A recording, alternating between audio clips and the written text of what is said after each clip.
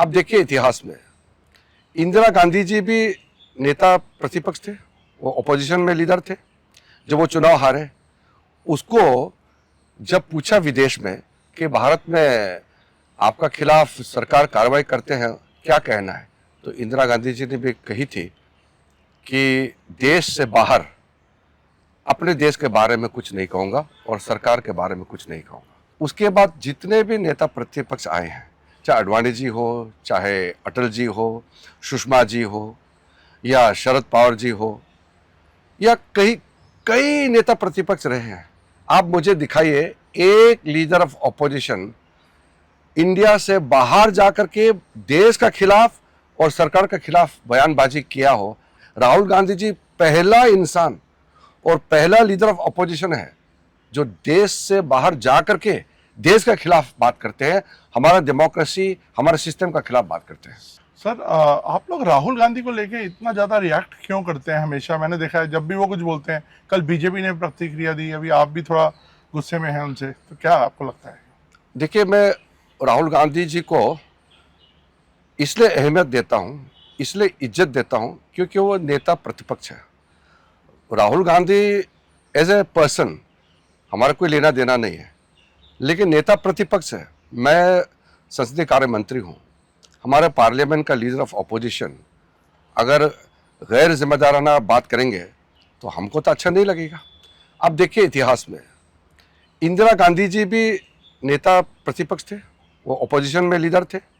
जब वो चुनाव हारे, उसको जब पूछा विदेश में कि भारत में आपका खिलाफ सरकार कार्रवाई करते हैं, क्या कहना है, तो इंदिरा गांधी जी ने भी कही थी कि देश से बाहर अपने देश के बारे में कुछ नहीं कहूँगा और सरकार के बारे में कुछ नहीं कहूँगा। उसके बाद जितने भी नेता प्रतिपक्ष आए हैं, चाहे अडवाणी जी हो, चाहे अटल जी हो, सुषमा जी हो, या शरद पवार जी हो, या कई नेता प्रतिपक्ष रहे हैं।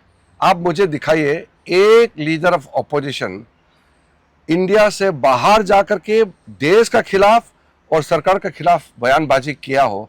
आप मुझे एक दिखाइए। राहुल गांधी जी पहला इंसान और पहला लीडर ऑफ ऑपोजिशन है जो देश से बाहर जाकर के देश के खिलाफ बात करते हैं, हमारा डेमोक्रेसी, हमारे सिस्टम का खिलाफ बात करते हैं। सर, देश पे आते हैं। कांग्रेस और राहुल गांधी ने भी शायद अभी कहीं बोला है कि बिहार में जनता जवाब देगी, जेनजी जवाब देगी आपकी पार्टी को। तो आपको क्या लगता है, जेनजी से जोड़ने की कुछ कोशिश की जा रही है क्या? देखिए, राहुल गांधी जी के मुंह से जेनजी बात निकलना तो शोभा नहीं देते हैं।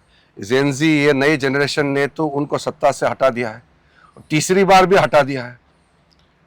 जेनजी का क्या मतलब होता है? नए जनरेशन का नई सोच, ये तो मोदी जी के साथ में है। देखिए, अगर भारत का जेनजी किसी का खिलाफ है तो वो इतना बड़ा देश में एक पार्टी का, एक फैमिली का हाथ में कंट्रोल होना, इसका खिलाफ होगा, करप्शन का खिलाफ है। आज हमारा भारत सरकार में अगर एक भी मंत्री या कोई भी अधिकारी करप्शन करेगा, मोदी जी खुद ही उसको एक दिन में हटा देगा। जेनजी का गुस्सा किसके ऊपर है? जो कैपेबल नहीं है लेकिन सरकार चलाना चाहता है, जो कैपेबल नहीं है लेकिन कब्जा करके बैठे हैं, जो परिवार पूरा कब्जा करके बैठे हैं एक पार्टी को, इसका खिलाफ है जेनजी। किरण रिजिजू शायद ये भूल चुके हैं कि नरेंद्र मोदी जी ने चीन में जाकर ये कहा था कि क्या फूटी किस्मत थी जो हिंदुस्तान में पैदा हुए। उन्होंने दक्षिण कोरिया में जाकर कहा था भाग ही फूट गए जो हिंदुस्तान में पैदा हुए।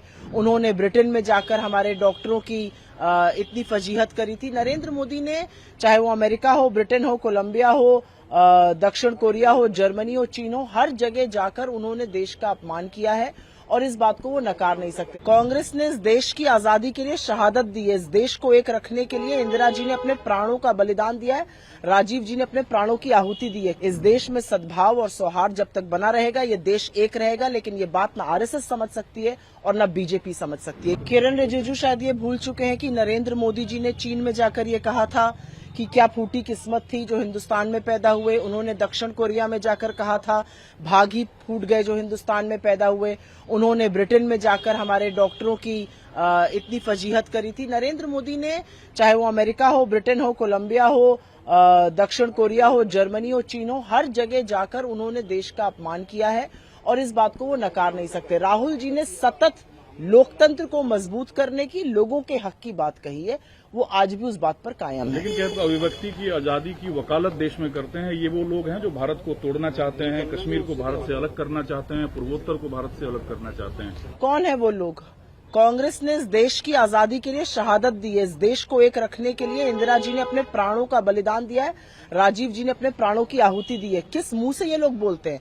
असली देश को तोड़ने का काम वो लोग करते हैं जो इस देश में वैमनस्य फैलाते हैं, विभाजन करते हैं, भाई को भाई से लड़ाते हैं। इस देश में सद्भाव और सौहार्द जब तक बना रहेगा, ये देश एक रहेगा। लेकिन ये बात ना आरएसएस समझ सकती है और ना बीजेपी समझ सकती है। कांग्रेस समझती है और कांग्रेस अपना दायित्व पूरा करती है इस देश को एकजुट रखने का। राहुल गांधी ने इस देश को एक रखने के लिए कन्याकुमारी से कश्मीर और मणिपुर से मुंबई तक की यात्रा करी। कोई एक बीजेपी का नेता है जिसने अपनी छोटी उंगली का नाखून काटा उस देश को एक रखने के लिए?